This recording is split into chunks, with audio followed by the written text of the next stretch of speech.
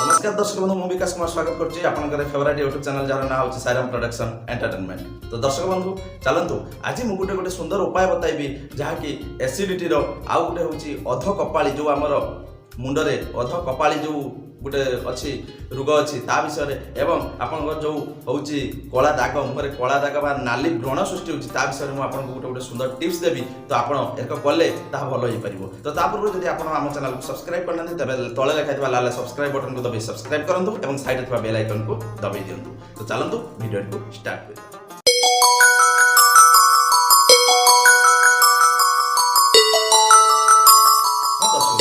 जदि आपणकर अध कपाली अच्छी बा अध कपाली कौन ना अधा कपाल बिंधुथुबो अध कपाली है जे अध कपाली मुंड बिंधा जेटा कहुए। जदि आपणकर अध कपाली अच्छी तो ताकू केमिति भल करिवे ताकू भल करिवार गोटे उपाय होची आपण प्रत्येक दिन सकाळू कोन करिवे ना गोटे सेउ धोई देबे एवं सेही सेउ को आपण खाली पेटरे खाइबे प्रत्येक दिन सकाळू। एमिति करिवा द्वारा किछि दिन एटा कंटिन्यू करंतु आपन जो अध कपाली अछि सेटा दूर ही जीव बुझी पारछन ना। एटा होची गोटे मुख्य पॉइंट।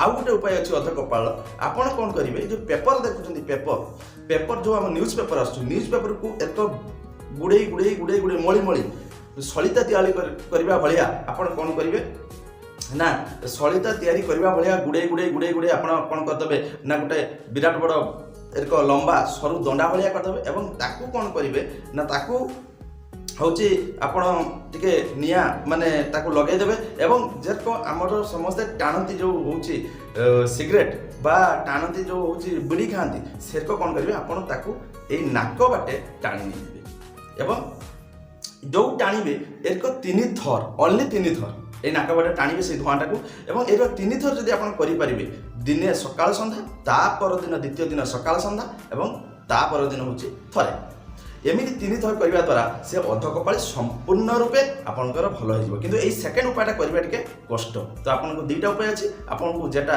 निहाती करि परिबे सेटा निश्चय करंतु एवं निज निजर जो अध कपाली जहार रहउछि ताको निहाती भलो करंतु। तो आसंतु तापरे जानिबा कोन ना तापरे जानिबा आमे होछि एसिडिटी।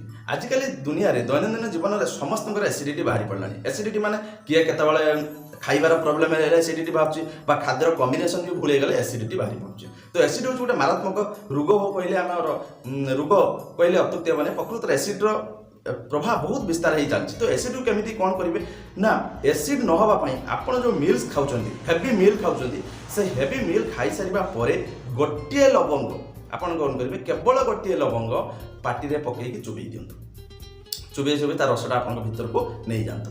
यह करबा द्वारा कोन हबो ना आपण एसिडिटी दूर हो पारिबो। ये होछ फर्स्ट उपाय। सेकंड उपाय कोन अछि ना सेकंड उपाय होछि एसिडिटी दूर हेबार होछि कोन ना किछि तुलसी पत्र आपण सेही मील खाइ साला परे से मील खाइ साला परे बा हेवी मील खाइ साला परे किछि तुलसी पत्र को चुबई चुबई खाइ दियंतु। यह करबा द्वारा कोन हबो ना तुलसी पत्र भीतर को जाय कि एसिडटा कटेबा से तो एंटासिड को मध्य बढ़ाई दिए एवं आपण जो एसिड फॉर्मेशन होछि से एसिड फॉर्मेशन को से कमेई दिए बा चापी दिए। यह करबा द्वारा कोन हबो आपण एसिडिटी मध्य धीरे धीरे एमति यूज करंतु आपनकर एसिडिटी ऑटोमेटिकली कोन हबो कमी कमी कमी कमी चलिबो। तापरे कथा रहला आउ गोटे रोग बा आउ गोटे रोग तो सेटा कहै जबानी आउ गोटे जेटा कि समस्त मुहर एवं देखा जाउछि मुहर कोन होछि बेले बेले नाली व्रण बाहर बा कला दाग देखा बा आखि तले कला दाग झियो मान देखबे ये आखि तलटा कला दाग देखा। तो आकु केर को दूरेबे ना आकु दूरेबा पई गोटे सुंदर उपाय अछि सुनंतु एटा केवल गोटे उपाय अछि आपण काकुडी नै आसीबे काकुडी को कट कट कट कट करि देले एवं एत बड़ बड़ जो पीस अछि से पीस टा कोन करिवे ना 10 रु 15 मिनिट एई जेटी आपन दाग होइतो तापरे रखिबे रखिबा द्वारा कोन हबो एवं 15 मिनिट परे मुहटी की धोइबे। एपरि प्रत्येक दिन बा किछि दिन करिवा परे कोन हबो देखिबे से मुहर से कला दागटा उड़ै दबो बा हे जो व्रण आपन बाटू ताको मते धीरे धीरे भलो हे जीवो। ये होछि सब प्राकृतिक उपाय रे आपन चाहिले ट्रीटमेंट करि परिबे।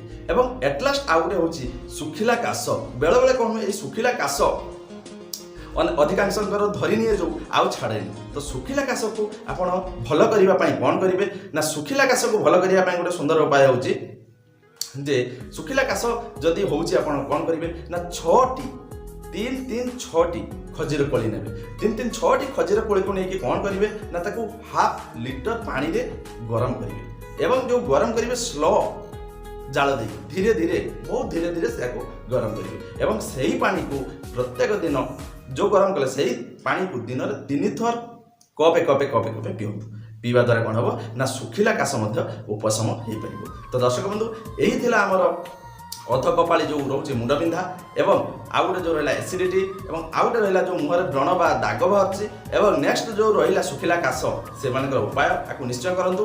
ଆପଣ ଦେଖିବେ ନିଶ୍ଚୟ ଆପଣଙ୍କର ସେ ଜିନିଷରେ କିଛି ନା କିଛି ଉନ୍ନତି ଆସିବ ବା ଆପଣଙ୍କର ସେଇ ଯେଉଁ ରୋଗ କିଛି ମାତ୍ରାରେ କମି ଚାଲିବ, ନିଶ୍ଚୟ କମି ଚାଲିବ। ମୁଁ ଏଟା ଗ୍ୟାରେଣ୍ଟି ଦେଉଛି କାରଣ ମୁଁ ବି ଏଟା ନିଜେ କରିକି ଜାଣିସାରିଛି যেটা ଗ୍ୟାରେଣ୍ଟି ଦେଉଛି ଏବଂ ଆପଣଙ୍କ ନିହାତି ଆପଣ ଯେଉଁ ଏଇ ଜିନିଷ ଗୁଡ଼ାରୁ ଦୂରେଇକି ରହିବେ ଆପଣଙ୍କୁ ଏସିଡ୍ କି ଆପଣଙ୍କର ଏଇ ଜିନିଷ ଗୁଡ଼ାକ ହେଇପାରିବ ନାହିଁ।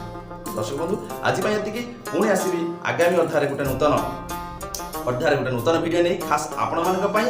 ତ ତା ପୂର୍ବରୁ ଯଦି ଆପଣ ଆମ ଚ୍ୟାନେଲକୁ ସବସ୍କ୍ରାଇବ୍ କରିନାହାନ୍ତି ତେବେ କରନ୍ତୁ, ତଳେ ଲେଖାଥିବା ଲାଲ ସବସ୍କ୍ରାଇବ୍ ବଟନକୁ ଦବାନ୍ତୁ ଏବଂ ସାଇଡ୍ ଥିବା ବେଲ୍ ଆଇକନକୁ ଦବାନ୍ତୁ ଏବଂ ଆମ ଚ୍ୟାନେଲ ଦ୍ୱାରା ପ୍ରସ୍ତୁତ ପ୍ରତ୍ୟେକ ଭିଡ଼ିଓକୁ ଆପଣ ଦେଖିବାର ସୁଯୋଗ ନିଅନ୍ତୁ। ତ ଆଜି ପାଇଁ ଏତିକି, ରହୁଛି, ନମସ୍କାର।